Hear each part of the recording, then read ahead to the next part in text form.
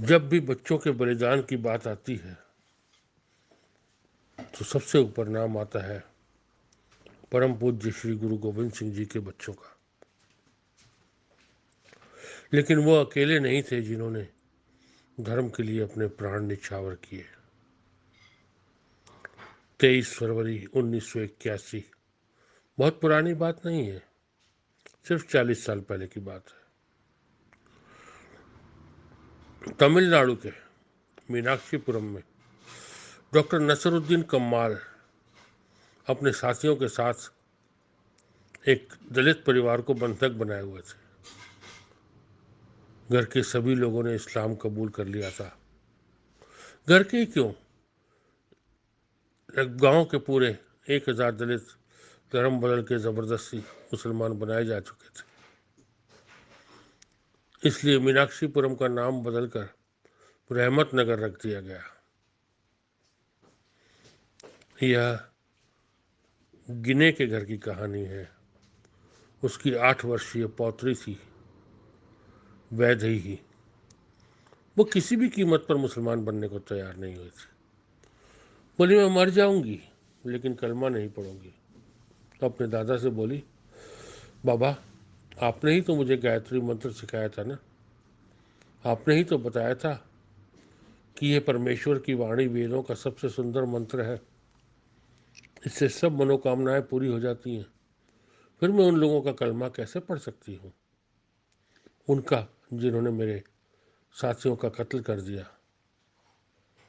क्योंकि वे भी मुसलमान नहीं बनना चाहते थे।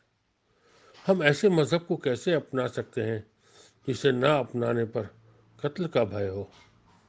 मुझे तो गायत्री मंत्र प्रिय है जो मुझे निर्भय बनाता है। दादा बोला, बेटी जीवन रहेगा तो धर्म रहेगा ना, जिद छोड़ दे और कबूल कर ले इस्लाम। ये बाबा का अंतिम प्रयास था। उसने बाबा से प्रश्न किया, बाबा एक दिन आपने बताया था कि गुरु गोविंद सिंह जी के 2 बच्चे दीवार में जिंदा चिनवा दिए गए थे, लेकिन उन्होंने इस्लाम नहीं कबूला। क्या मैं उन सिख भाइयों की छोटी बहन नहीं? जब वे धर्म से नहीं डिगे तो मैं कैसे डिग सकती हूँ? 2 टके की लड़की कलमा पढ़ने से इनकार करती है। डॉक्टर नसरुद्दीन कमाल के साथ खड़े मौलाना नूरुद्दीन खान ने उसके बाल पकड़ते हुए चूल्हे पर गर्म हो रहे पानी के टब में उसका मुंह डुबो दिया। पानी बबक रहा था, इतना गर्म था कि बनती बाप धुएं के समान नजर आ रही थी। बालिका के चेहरे की चमड़ी निकल गई। एक बार ही डुबोते चीख पड़ी थी, हे भगवान मुझे बचा ले, तेरा पत्थर का भगवान तुझे बचाने नहीं आएगा। अब तो इस्लाम कबूल कर ले लड़की, नहीं तो इस बार तुझे खौलते पानी में डुबो दिया जाएगा, मौलवी ने कहा।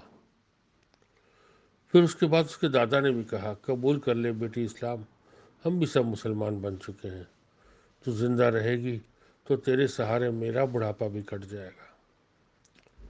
मौलवी ने चूल्हे के पास रखी मिर्च पाउडर उठाकर उसकी आंखों में भरते हुए और चेहरे पर मलते हुए कहा, दूध के दांत टूटे नहीं और इस्लाम नहीं कबूलेगी। एक बार फिर तड़प उठी थी वो मासूम। दर्द अब इतना हो गया था कि अब उसका एहसास ही खत्म हो गया था, पर मुंह से एक ही बात निकल रही थी, नहीं मैं इस्लाम नहीं कबूलूंगी। मौलवी को भी क्रोध आ गया। इस बार तो उसने उसका सिर जलते हुए चूल्हे में ही दे डाला, परंतु प्राण त्यागते हुए भी उस बालिका के मुख से यही निकल रहा था, मैं इस्लाम नहीं कबूल करूंगी। अंतिम बार डॉक्टर नसरुद्दीन कमाल की ओर आशा भरी दृष्टि से देखा था, क्योंकि वही एक व्यक्ति था जो गांव में आदर से देखा जाता था। मेरा धर्म बचा लो डॉक्टर साहब, पत्थर के भगवान नहीं आएंगे, आज से मैं तुमको भगवान मान लेती हूँ। पर इससे पहले कि कुछ होता वह मिट्टी बन चुकी थी। डॉक्टर नसरुद्दीन कमाल धर्म बदलवाने वालों की मंडली में शामिल था, लेकिन उस बालिका ने पता नहीं उसमें क्या देखा कि विधर्मी से ही धर्म बचाने की गुहार लगा बैठे थे।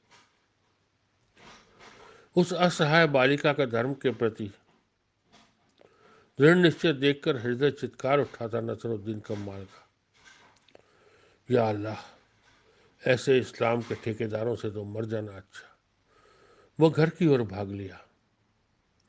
डॉक्टर नसरुद्दीन पूरे 10 दिन तक अपने घर से नहीं निकला, कुछ खाया पिया नहीं, बस उस बालिका का ध्यान करता और आंखों में आंसू भर आते। गायत्री मंत्र का अर्थ जानने के लिए उसने किताब खरीदी, उसका गहराई से अध्ययन किया और 11 नवंबर 1981 को सारे जन समूह के सामने विश्व हिंदू परिषद और आर्य समाज के तत्वावधान में अपने पूरे परिवार के साथ सनातन धर्म अंगीकार कर लिया। डॉक्टर नसरुद्दीन ने अब अपना नाम रखा था आचार्य मित्र जीवन, पत्नी का नाम नुसरत जहां से श्रीमती श्रद्धा देवी और तीनों पुत्रियों शमीम, शबनम और शीरीन का नाम आम्रपाली, अर्चना और अपराजिता रखा था।